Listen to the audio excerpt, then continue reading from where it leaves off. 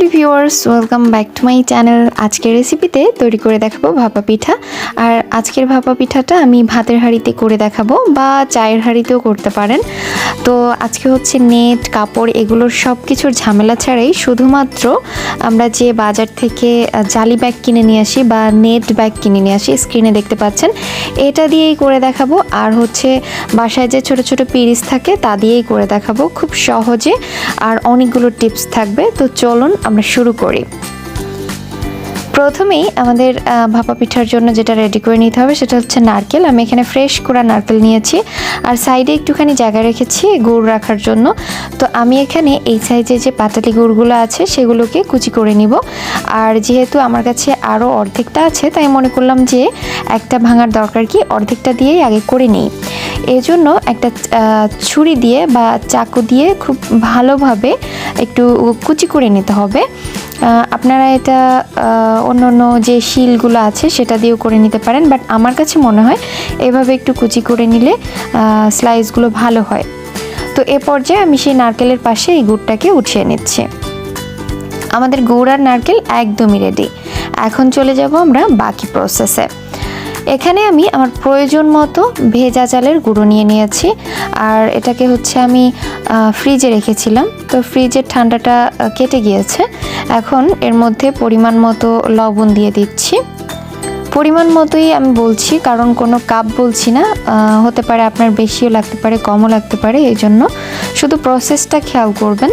যারা নতুন আছেন তাদের জন্য খুবই দরকারি একটি ভিডিও এটা। আর হ্যাঁ, এখনই বলছি, যারা এখন আমার চ্যানেলটিকে সাবস্ক্রাইব করেনি প্লিজ সাবস্ক্রাইব করে দিবেন। আর যেটা দেখলেন যে আমি মিশিয়েছি চিনি, এটা হচ্ছে আমি বাইরের যে পুরটা এটা যাতে একটু এক্সট্রা মিষ্টি হয়, এজন্য আমি এখানে প্রায় 2 থেকে 3 টেবিল চামচের মতো চিনি অ্যাড করেছি। আপনারা চাইলে চিনিটা স্কিপ করতে পারেন। তো আমি এখানে দুধ দিয়ে এটাকে মেখে নিব। এজন্য আমি রুম টেম্পারেচারে রাখা, আগে থেকে জাল করে রাখা দুধ নিয়ে নিচ্ছি।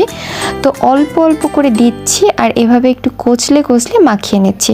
অবশ্যই অল্প করে দিতে যাবেন, খুব বেশি করে দিতে যাবেন না, তাহলে কিন্তু আবার হিতে বিপরীত হতে পারে। অল্প করে মাখাচ্ছি, মানে অল্প করে একটুখানি দুধ দিয়ে তারপরে এখানে মাখিয়েছি। আসলে এখানে বলতে গেলে প্রায় 4 থেকে 6 টেবিল চামচের মতো দুধ লাগতে পারে, এর থেকে বেশি আসলে দরকার হয় না আমি যতটা গুঁড়ো নিয়েছি। তো এখানে আমি খুব ভালো করে মেখে এইভাবে একটু মুট করে দেখিয়ে দিচ্ছি যে আমরা কখন বুঝবো যে আমাদের ডোটা একদম পারফেক্ট হয়ে গিয়েছে বা গুঁড়োটা পারফেক্ট হয়েছে। দেখেন, এই যে এইভাবে দিলে যখন ভেঙে যাবে তখনই হচ্ছে এটা বুঝতে হবে যে এটা পারফেক্ট হয়ে গিয়েছে। তো এটাকে চলে যাব এরপরে হচ্ছে চেলে নেওয়ার জন্য। বাকি প্রসেসটা হচ্ছে পিঠা বানানোর আগে চেলে নিতে হবে। এখানে আরেকটা বোল নিয়ে নিয়েছি, আর বোলের মধ্যে একটা এই টাইপের জালি বসিয়ে দিয়েছি। আর জালিটা দেখতেই পাচ্ছেন একদমই ছোট ছোট ছিদ্র। তো এজন্য এখানে অল্প কিছু গুঁড়ো নিয়ে আমি এভাবে একটু চেলে দেখিয়ে দিচ্ছি আপনাদের। আমি সবগুলো গুঁড়ো ঠিক এভাবে করে চেলে নিব। এখন দেখতে পাচ্ছেন কিভাবে এটা ছোট ছোট হয়ে ঝরঝরে হয়ে পড়েছে। এর পরের প্রসেসটা হচ্ছে বলেছিলাম আগে থেকেই যে হাঁড়ি, আর এটা হচ্ছে আমরা আমাদের কিন্তু মিষ্টির দোকান থেকে পেয়ে থাকি বা যে কোনো মুদি দোকান থেকেও পেয়ে থাকি। তো এটা থাকলেই হবে, শুধু সাদা কালারটা নিলে খুব ভালো হবে আর কি। তো আমি এটাকে একটু ভিজিয়ে নিয়েছি। ভিজিয়ে নিয়ে আমি হাঁড়িটার মুখে এটাকে বেঁধে দিব, খুব টাইট করে বাঁধতে হবে। এ পর্যায়ে আমি এভাবে দিয়ে এরকম একটু রশির মতো নিয়েছি আর কি। তো এরপরে আমি এর মুখটাকে খুব ভালো করে একটু সিল করে দিচ্ছি, আর জালিটাকে একটু টেনে বেঁধে নিচ্ছি। আর হ্যাঁ, জালিটাকে কিন্তু খুব ভালোভাবে হাঁড়ির যে 4 সাইড থেকে উঠিয়ে নিতে হবে যাতে আগুনের তাপটা না লাগে। তো এরপরে দেখতেই পাচ্ছেন হাঁড়ির মুখটা দেখেন একটু কিন্তু ঝুলে পড়ছে না, খুব টাইট আছে। এ পর্যায়ে চুলাতে হাঁড়ি দিয়ে আমি ফুটন্ত গরম পানি দিয়ে দিব এর মধ্যে, আর চলে যাব পিঠা বানাতে। এ পর্যায়ে আমি পানিটা দিয়ে চুলায় পানিটা ঢেকে রেখে পিঠা বানাতে চলে যাচ্ছি। চলেন আমাদের প্রসেসটা দেখি। প্রথমে আমি এরকম একটা পিস নিয়ে নিয়েছি। এই টাইপের পিস কিন্তু আমাদের সবার বাসাতেই থাকে। আর এরপরে আমি এখানে অল্প কিছু চালের গুঁড়ো নিয়ে নিচ্ছি, সেই যে চেলে রেখেছিলাম সেই চালের গুঁড়ো নিয়ে নিচ্ছি। এরপরে এক লেয়ার হচ্ছে গুড় আর এক লেয়ার হচ্ছে নারকেল দিয়ে দিচ্ছি। আর এই পিঠাটা কিন্তু ভাপ দিতে প্রায় 5 থেকে 7 মিনিটের মতো সময় লাগতে পারে, তাই একটু ধৈর্য সহকারে ভাপ দিবেন। কিন্তু আবার কেউ ভাববেন না যে আপু আপনার প্রসেসে বানালাম বাট কাঁচা থেকে যায় বা এটা ওটা কিছু। তো অল্প অল্প করে গুঁড়ো দিয়ে আমি কিভাবে 4 সাইডটা এভাবে সিল করে নিচ্ছি দেখতেই পাচ্ছেন। এখানে খুব বেশি চাপ দেওয়া যাবে না, আবার খুব কমও চাপ দেওয়া যাবে না। খুব বেশি চাপ দিলে কিন্তু এটা ভেঙে যাবে। তো এরপরে আমি এরকম একটা নেট নিয়ে নিয়েছি আর এদিকে এভাবে করে এটাকে উপর করে দিচ্ছি। সেই যে ফুটন্ত পানি এটার মধ্যে এনে এভাবে উপর করে দিয়ে দেখতেই পাচ্ছেন একটু ভেঙে যায়নি।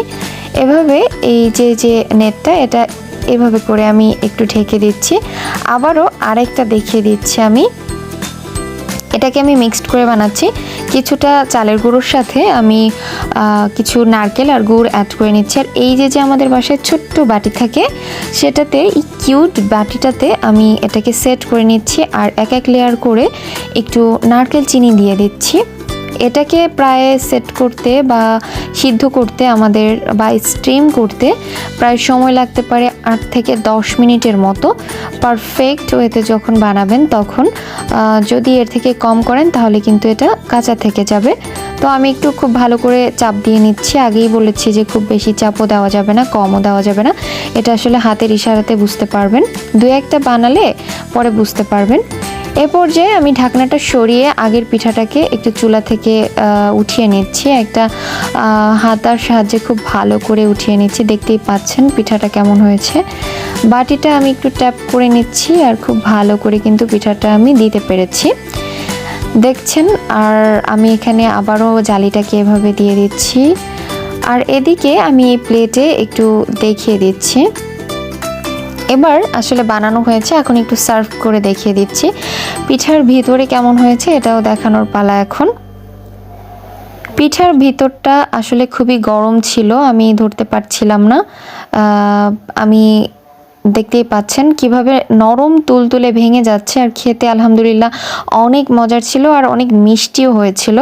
তো আজ এ পর্যন্তই, সবাই ভালো থাকবেন আর আমার ছেলের জন্য দোয়া করবেন, আমার চ্যানেলটিকে সাবস্ক্রাইব করবেন।